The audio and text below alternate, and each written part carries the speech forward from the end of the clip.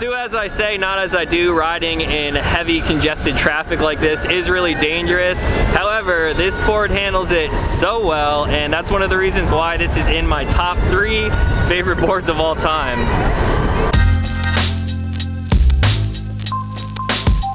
What's going on, everyone? Back with another episode of Stuff and Things. Today we are taking a look at a pretty special electric skateboard, something that I've never really looked at in the past. Those of you who follow me on Instagram probably saw me open this board earlier this week on a live stream, so if you're not following me over there, you're probably missing a lot of the behind the scenes type of stuff. The board up for review is the Metroboard 29-inch Micro Slim. Right off the bat, just looking at it from a side profile like this, you can probably already tell that it is a massive belt-driven motor here. This is about double the size of any other belt-driven board that I have. And one of the reasons I am stoked for this review is because it is just so different than any other board that I've done in the past. The last 2 or 3 boards that I reviewed were all Chinese boards. They're all pretty much the same hub motors, same controllers. Doing that stuff over and over again gets very boring, so this is a nice change of pace to start. As you can already tell if you take a closer look here, this thing has been ridden already. Typically when I get a board out of the box, I don't even step foot on it until I have the cameras recording so I can get like my first impression and everything. However, if you caught the live stream where I opened this, I was really curious about this board. It's just very, very uniquely shaped. There's unique components over the whole thing.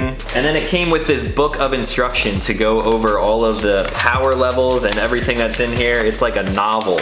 The controller that it came with is like an RC style controller, very, very different than anything else that I've had in the past, so I might have taken it out just to kind of get a feel for it. So I took it out, I ran through the different power levels, got used to adjusting the controller and everything else on the board. I found out what worked for me and what didn't, and then I just started riding the board, and I ended up riding it until it died. So then I was like, okay, I got a good impression of this board. I kind of know what I can talk about because I don't want this video to be super long. So then I charged the board up, set it over there with the rest of them, and then later in the week I wanted to go out to dinner, run some errands, and I was like, hey, the Metroboard's charged and I liked riding it, so I ended up taking it out again. And then I rode it all around town until the battery depleted all the way to the bottom again, so I probably already have like 20 miles on this board, and I already have a really good first impression of what I think about this board. I know this video is probably going to be pretty long because there are a lot of different settings and options that this board comes with, so if you want my quick opinion and you're going to take away anything from this video, is that I do really like this board already. It is on the pricier side, but there are a ton of different options that you can either opt in or opt out of. You can tell that there's a lot of thought that goes into these boards if you compare them to the other like mass production Chinese boards. You can tell that this thing is handmade and hand-tuned actually here in the United States. So those are just my quick impressions for the too long, didn't feel like watching type, but now let's actually get into the specs of the Metroboard.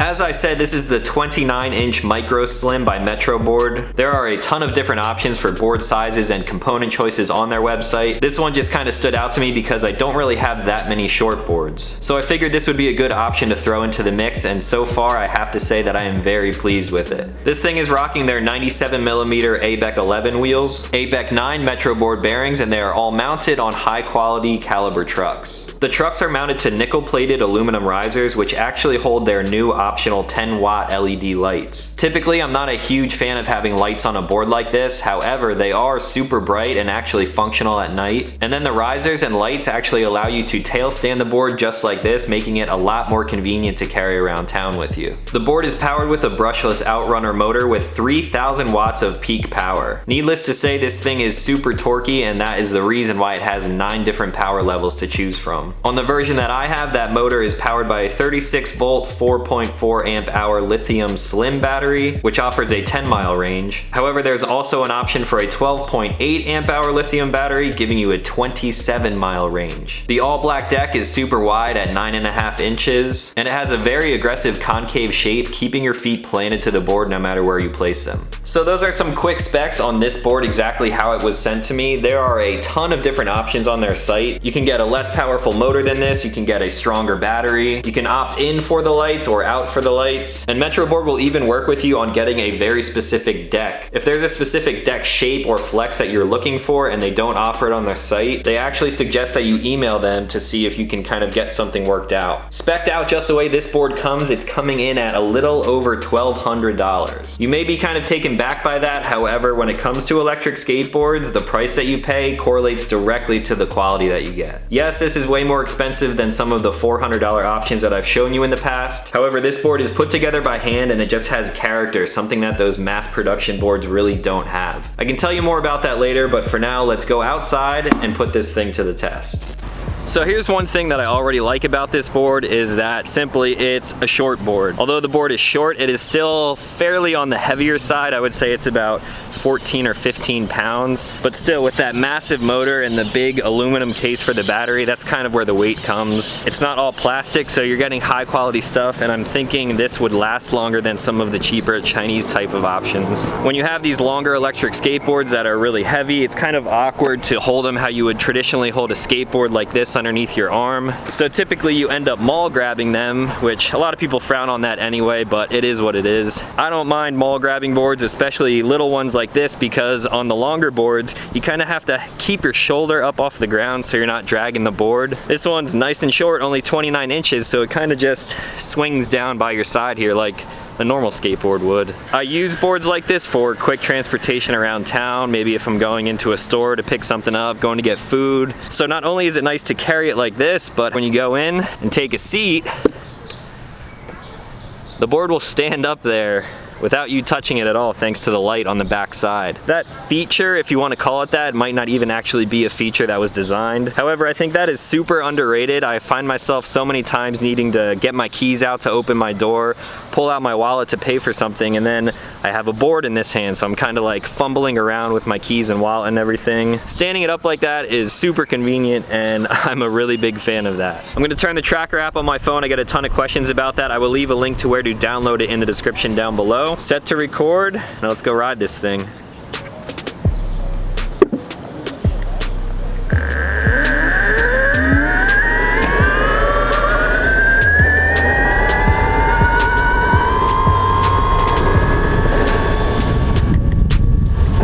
Right off the bat, this controller and this board on power level 9 is insanely torquey. It's very comparable to the Bamboo GTX that I reviewed in the past. The reason for me taking this board out ahead of time and actually riding it before I filmed my actual reaction to it was because I needed to get used to that. When I was checking out level 1, it was a little slow for my taste. Level 2 was pretty good. It's nice to cruise and kind of get used to how the trucks and wheels feel. And level 3, you get the top speed mode, but it takes you a little while to get there because it obviously limits the torque down a little bit. And then incrementally, as you work your way up to 9, it obviously gets more torquey and more power right from the start. So it did take me a little while to get used to it and to get used to just how touchy this controller is, which I'll show you in a little bit. But now that I am actually used to it, it is super snappy and responsive, and I love riding it in this super fast power mode. And although I have ridden this board just to kind of get used to it before I was out here ripping around carrying my camera, I still have yet to test the top speed and the actual distance that this board gets. So I'm gonna cruise around my normal route, and then I will come back to you guys in about 3 miles and give you my more official first impression.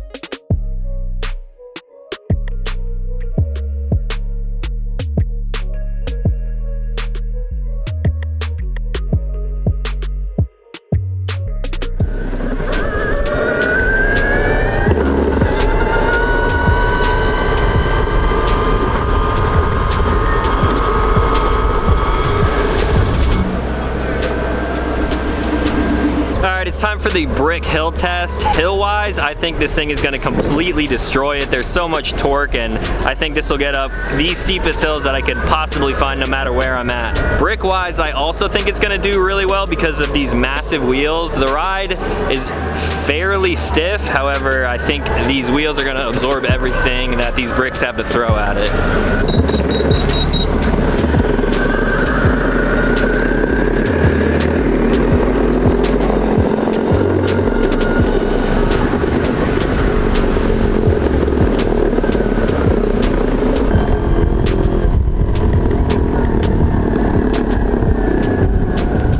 Alright guys, checking in at the first 3.96 miles. I was riding for a total of about 23 minutes and hit a max speed of 19.79 miles per hour. I'm a little underwhelmed with that top speed. That is why I opted for the 24-mile-an-hour motor. This board is just on the brink of 20 miles per hour, and like I said in my last video, that is pretty much the threshold which I deem appropriate for an electric skateboard. If the board can't go 20, then it can't keep up with traffic, and for my uses, that's really not any good. That being said though, 20 miles an hour on a deck this size, it seems very fast. I could have sworn I was doing at least 22 miles per hour. However, the statistics don't lie, so we're gonna see if that gets increased at all by the end of this test. Now, typically I would start with the controller. However, I have to really quick talk about that brick and hill test. This thing destroyed that test. I had to kind of stop once I got to the bottom of the hill because there were pedestrians walking everywhere.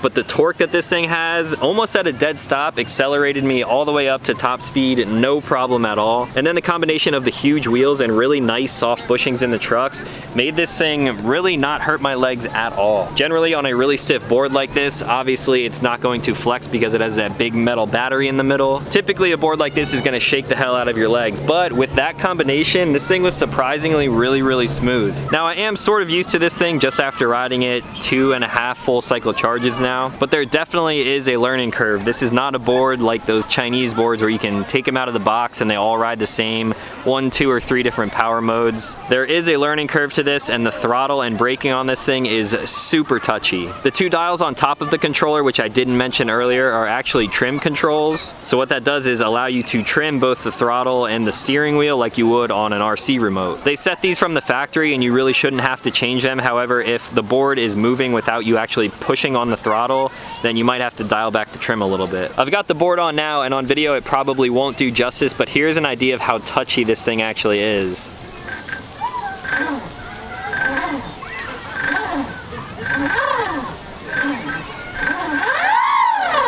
It's super sensitive, and if this thing was trimmed in the wrong direction either way, you could basically just blow on this trigger and it's gonna move. The throw on this thing is relatively short, not as short as others, and the throttle to brake control is a little bit different as well. I'd say it moves maybe 1/2 inch for the throttle and then more like 3/4 of an inch in the opposite direction for the brake. They're very strong and responsive and absolutely no complaints there. The acceleration curve is also very smooth, however you have to be very smooth with your trigger finger in order to get that. Luckily there are 9 different level adjustments, so you could back that down to 1 or 2 if you don't think that someone could handle the full power, or bump it up to 3 if you can handle the top speed but you're really not ready for that torque yet. Speaking of that, let's move back to the board. So you know it's super torquey, you know it's actually fairly comfortable with the soft wheels and bushings. The board does sit fairly high when you're sitting on the ground, pretty much as high as the last board that I tested. I typically prefer decks that are a little bit closer to the ground, however this thing really does carve pretty damn well. So back when I was riding on that boardwalk area, there were pedestrians everywhere and I could really navigate in and out of people very quickly on this. Same thing in traffic. When I'm in and out of cars at a red light or something like that, I have no problem making really sharp turns. This motor, by the way, it is a belt driven board, is super loud. This is probably the loudest electric skateboard that I have. I really don't find that to be a con. I typically like to be able to hear the boards. I think it sounds really cool. I know some people on the other hand though like Hub Motors very quiet boards, stealthy, like you don't even know that it is electric. That's really all personal taste, but I have to say that this board is very loud. That's probably enough of me talking for now, so let's get back to riding this thing and then I will come back once the battery is drained. Still at 75%.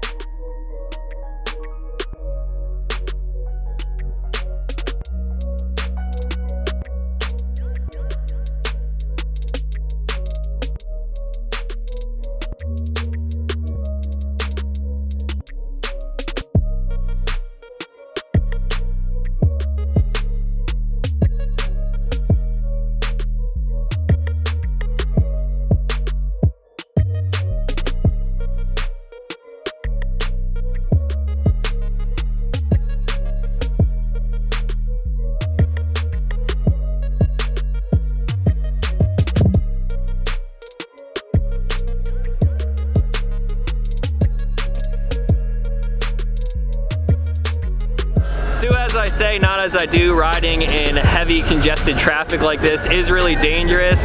However, this board handles it so well, and that's one of the reasons why this is in my top 3 favorite boards of all time.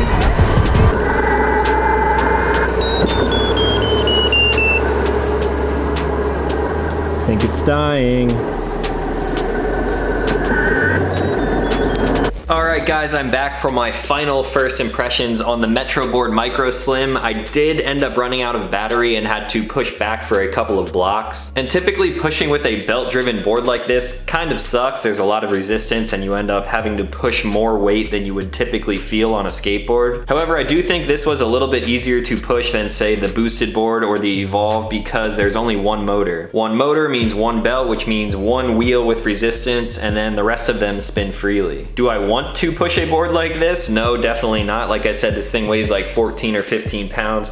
However, I can in a situation where the board dies. Speaking of that, let's check out the app and see how far we actually made it. And it looks like I didn't quite make 10 miles. I went a total distance of 9.1 miles, total time of about 48 minutes, and then up the max speed a little bit to 19.96 miles per hour. Now, since those numbers don't actually meet up to the advertised specs, you might think that I might be a little bit annoyed by that. However, I'm really not. Because I was riding this board in the peak power mode the entire time, I'm actually still pretty impressed that it even made it 9 miles. A lot of times companies advertise their distance well over what it can actually handle. That's usually because they'll be testing the boards in like an eco mode. They're not really pushing them to the max the entire time. Or also they have riders testing the boards that way a lot less than I do. So this board did come in 1 mile under their advertised range. However, 9 miles on a short board like this, I'm still okay with that. These boards are perfect for running quick errands around town. If I want to go out and ride for a long time, hours on end, I'm typically going to take a longer, more flexible board, something that's a little bit more comfortable to ride. But packing 9 miles into a short little package like this, I'm happy with that. Also, the top speed, I did opt for the 24-mile-an-hour motor because I figured that it's not going to actually get the top speed with my weight on it. So this one took me right up to about 20 miles an hour. Again, I'm happy with that. And like I said, on a short board, that feels a hell of a lot faster than it actually is. If I wanted to go any further, I could upgrade this battery to the 27-mile battery. That would be super sick in a board like this. However, this is more of like a run quick errands type of board. Now, you probably already have a really good idea of what I think about this board, so I'm just gonna cut right to the chase and say that I am a big fan of this board.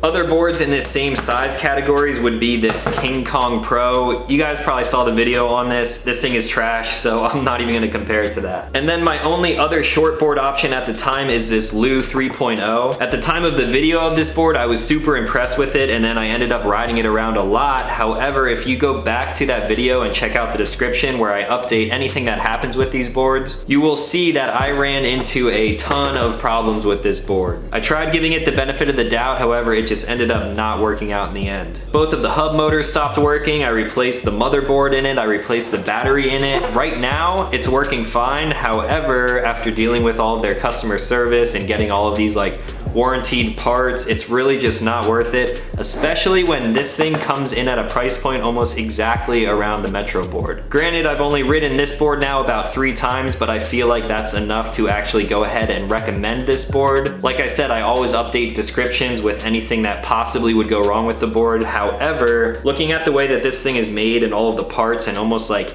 handcrafted quality that went into making this thing, I really don't see anything bad happening with it. Now, a board that I would compare this thing to, like I was for pretty much the entire video, is the Evolve Bamboo GTX. This board is obviously very, very different. It's huge, it's very expensive, but the characteristics of how they ride are actually fairly similar. I'll try to do a comparison of the motor size here. Here, the Bamboo GTX has 2 belt-driven motors. They are pretty beefy and obviously very powerful. However, if you compare them right next to the single motor on the Metro board, this thing is just insane. It's really hard to show on camera because these boards are kind of heavy, but as you can see, this single motor is way bigger than a single motor on the GTX. Now the Evolve does have the double kingpin trucks, allowing this thing to carve very, very sharp. However, it is super long, one of the longest boards that I have. So it does good when you're trying to navigate traffic or pedestrians. However, the 29-inch deck with just regular trucks on here, however, they have very soft bushings, make this thing carve very, very quickly. So that's a comparison of this board with boards that I already have. However, I know there are already people down in the comments section asking me how I would compare this to the Boosted Mini. I don't have a Boosted Mini because they were just released, and to get the X, like the higher model one, there's like a 10 to 12 week wait time. I also can't justify spending money on a board just for review. As you can see, I have enough, so maybe once I end up selling some of those, I could put out the money to buy one of those just to do a review on it. However, based off of the specs that I've seen of that board, comparing them to this, as well as some other quick reviews that people have done already, I would say that this thing is definitely a competitor to that board. The way they are crafted is definitely very different. These are basically like made to order custom boards. You can pick different decks, different motor sizes, different wheels, different bushings, different battery options, different lighting options, and then everything is put together by hand here in the United States. Boosted, on the other hand, seems like a more kind of production line type of product. I'm not saying that's a bad thing at all. I really love my Gen 1 Boosted board. However, this thing being made the way that it is really gives it a lot of character. It's kind of hard to explain. Maybe in the future I will get my hands on the Mini or the Mini X, and then I could do a true side-by-side comparison. However, as of right now, this is definitely a good contender, coming in at basically the same price point depending on the options that you pick. And I think if you had your eye on the Mini, that this would be a good option to do a little bit more research on. So overall, what I'm saying is that this is definitely my all-time favorite short board, and I think it is actually in the top 3 of my favorite boards that I've tested of all time so far. I don't get paid to say any of this. All you guys know that my reviews are very honest, and I try to keep them to the point as much as possible. Metroboard did send this one out to me for review, so huge shout out to them for letting me check this thing out. It's really impressive, and maybe I'll get to ride some more in the future. So that's it for the Metroboard. If you guys have any questions, feel free to leave them in the comments down below, and I'll try to answer anything as best as I can. If you're new to the channel, consider clicking subscribe because I make new videos every week, and that's going to be all for today. So as always, thank you guys for watching, and I'll talk to you in the next one.